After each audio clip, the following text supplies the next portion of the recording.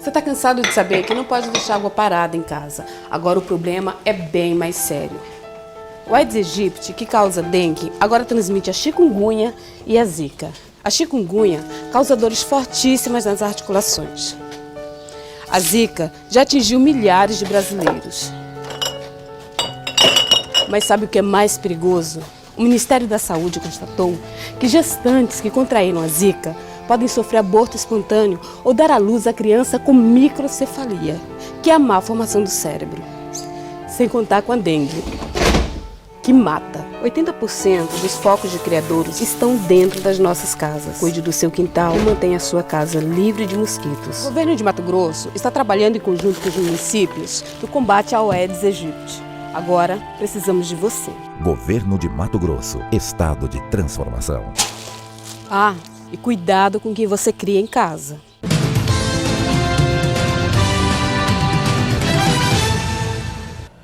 De volta com a RDTV para a segunda parte da entrevista com a Corregedora-Geral da Justiça de Mato Grosso, a desembargadora Maria Erotides Knaip. Falávamos no primeiro bloco, desembargadora, das ações desenvolvidas pela Corregedoria em 2015, as previstas para 2016, e parte das metas não seria possível ser cumprida se não fosse a ajuda dos desembargadores que liberaram alguns assessores para fazer um grupo de sentença especial. Nos fale um pouquinho sobre isso. É verdade. Nós conversamos com os desembargadores e mostramos para eles que seria impossível aos juízes cumprir o número de processos que nós tínhamos da meta 2, porque era um número muito grande, né? Ainda restavam processos de 2010, 2011, 2008, né? 2005. E isso seria impossível com o quadro que cada juiz tem, especialmente na capital.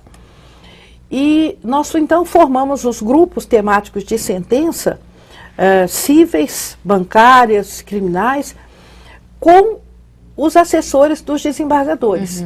Eles estudavam o processo, faziam uma minuta e encaminhavam para o juiz. O juiz, lógico, tem todo o trabalho de rever, de reanalisar, às vezes mandava de volta, às vezes vamos refazer, vamos fazer, não é esse o entendimento e tal.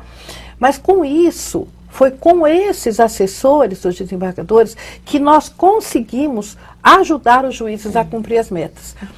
E eu penso que se nós continuarmos com esses GTs, que nós chamamos os grupos de trabalho de sentença, GTS, se nós continuarmos com esses grupos de trabalho, com certeza a gente vai zerar né, os processos das metas e aí vai ficar muito mais fácil cumprir só o processo do ano durante o período. É muito mais fácil. Eu acredito que se a gente tiver mais alguns meses de trabalho dos GTs, a gente vai zerar a meta. A gente trabalha na corregedoria, a corregedoria também trabalha com a questão da análise da produtividade dos nossos magistrados. Está de olho em quem de fato tem julgado os processos a contento ou quem tem feito de alguma forma algum corpo mole. Como tem sido esse trabalho de análise permanente de produtividade dos nossos juízes?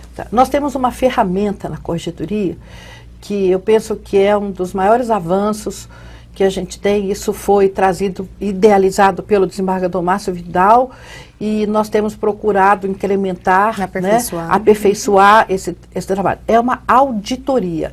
Nós temos uma sala específica no tribunal, que é coordenado pela doutora Regiane Andrade, onde nós temos indicadores, várias telas, mostrando todas as comarcas do estado com indicadores de processos que estão há mais de 50 ou há mais de 100 dias sem movimentação.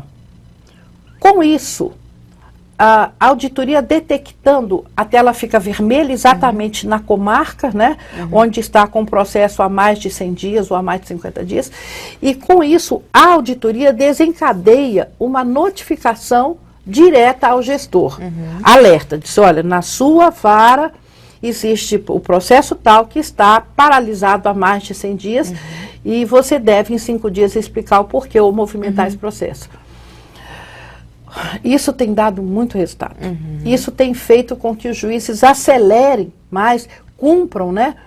E nós temos um estado com juízes extremamente trabalhadores, compromissados, juízes vocacionados, que eu acho que é o mais importante, e que têm apresentado resultados. Nós temos raríssimas exceções, raríssimas mesmo no Estado, mas a grande maioria tem mesmo feito uma produtividade muito além do que era esperado pela Corregedoria. Além da questão do olhar da produtividade, a Corregedoria também tem o papel de correcionar, ou seja, punir maus magistrados que adotem más práticas ou de improbidade administrativa ou de má condução administrativa mesmo, a questão da gestão. Como a Corregedoria tem visto isso nesse último ano? Isso aconteceu com mais frequência, com menos frequência? Como tem sido o trabalho até para evitar esse tipo de prática? O ano de 2015 foi um ano exemplar, não por causa da Corregedoria, mas pelo Tribunal Pleno, né? Nós tivemos o ano de 2015 a aposentadoria compulsória de 3 magistrados, né? E decidimos também a questão de um desembargador numa ação penal e já preparando outros. É lógico que a Corregedoria tem que ser implacável na busca dessas provas. É uma determinação de uma resolução do Conselho Nacional de Justiça que o corregedor, quando tiver conhecimento de qualquer prática infracional de um magistrado, ele é obrigado a instaurar procedimento. Não fica ao vitre dele se instaura, não, ele é obrigado a instaurar. E a partir disso, reunindo provas, ele remete o processo ao Tribunal Pleno. E o nosso tribunal tem dado mostras de bastante austeridade, graças a Deus, e as aposentadorias do ano passado confirmaram isso. Mas, para nossa alegria, a grande reclamação que aporta na Corregedoria não é com relação a procedimento, a conduta de magistrado. A grande maioria é com relação a excesso de prazo. E nós sabemos que o excesso de prazo, muitas vezes, não é só decorrente da atuação do magistrado, né? É decorrente de uma série de circunstâncias. Provas periciais, complexidade da causa, mesmo deficiência das secretarias, né? Então, mas a gente tem atuado e muitas dessas reclamações aportam pela ouvidoria. Nós temos uma ouvidoria que funciona, graças a Deus, muito bem. E nós entendemos que, não só com a ouvidoria, mas também com o FALE, com a corregedora, que a gente tem dado as respostas e mostrado, né, o trabalho, tão logo seja reclamado, independentemente disso, lógico, mas se reclamado, tão logo seja reclamado. A Corregedoria também tem um papel de aproximar o magistrado com a sociedade, que é o principal cliente do judiciário, né? Não somente na questão do próprio andamento processual, mas de trazer melhorias para o convívio da sociedade. Uma das ações da Corregedoria foi o mutirão da execução fiscal que a gente citou no bloco passado.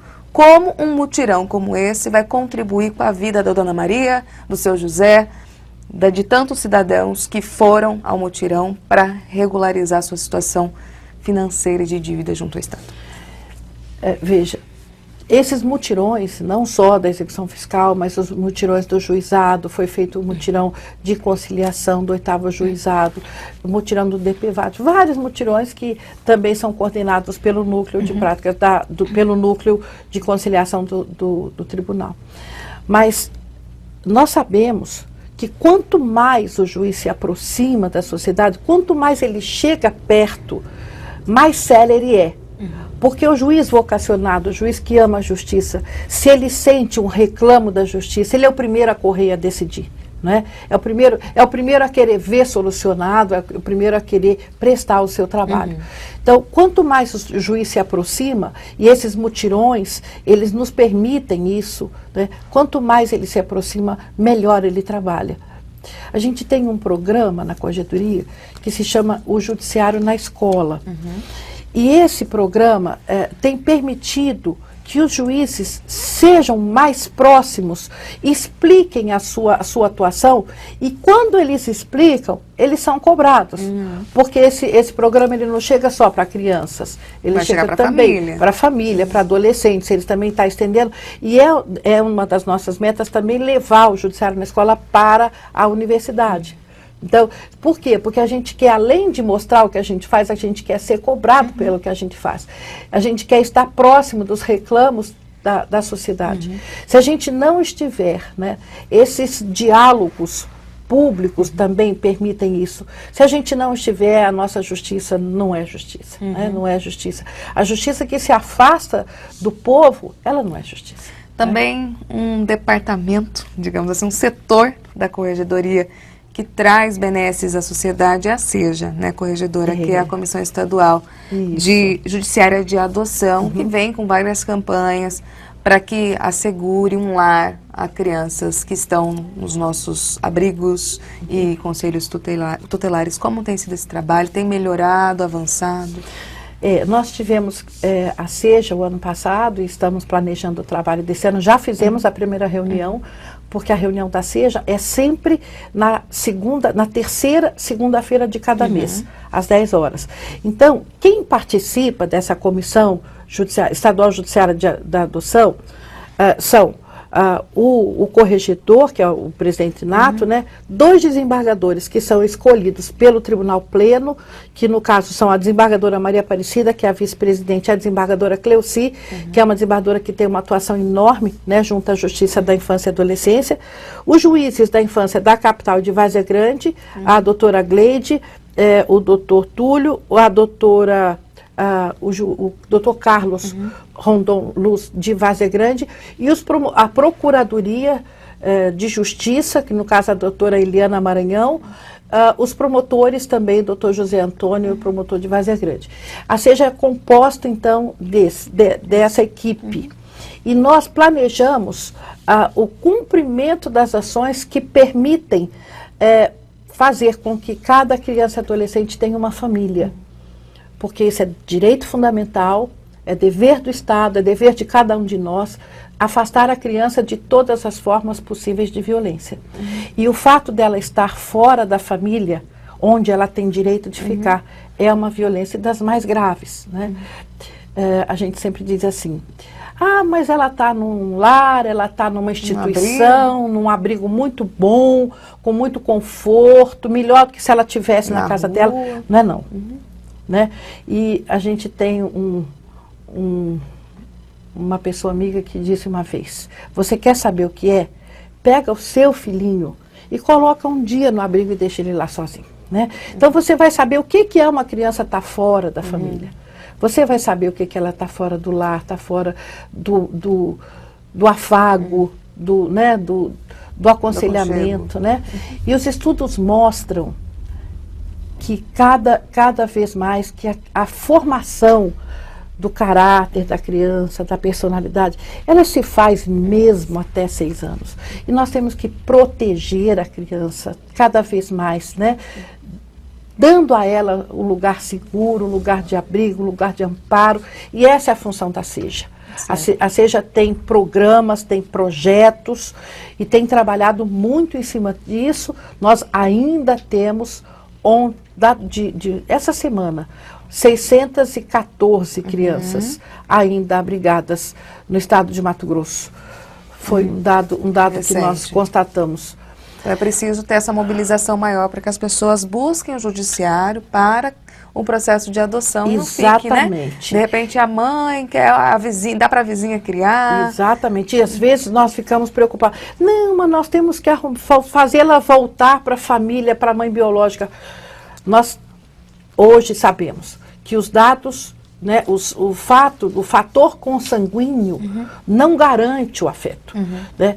Nós temos famílias substitutas onde o afeto é muitas vezes maior. Para encerrar nosso bate-papo, que está muito bom,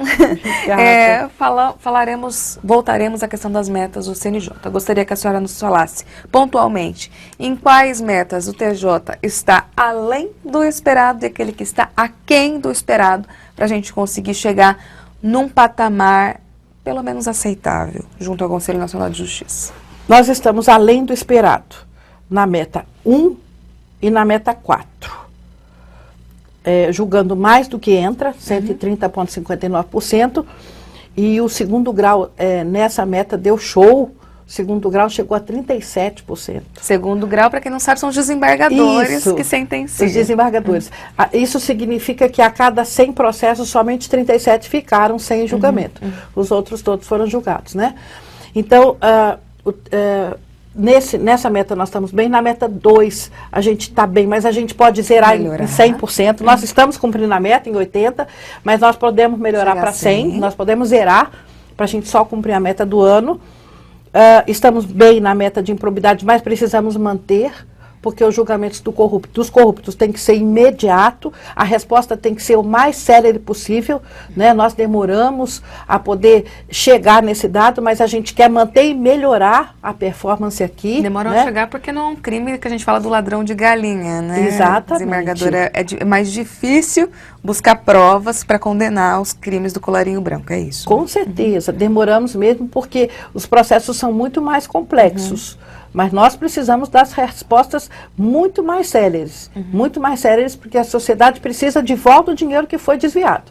Nós precisamos arranjar mecanismos de trazer de volta o dinheiro que foram desviados. Então tem que manter pelo menos a questão dos crimes de improbidade. Né, manter, julgar com essa celeridade que a gente está, não de forma nenhuma afrouxar, e precisamos melhorar no cumprimento das metas de ações coletivas, especialmente a partir do novo Código de Processo Civil.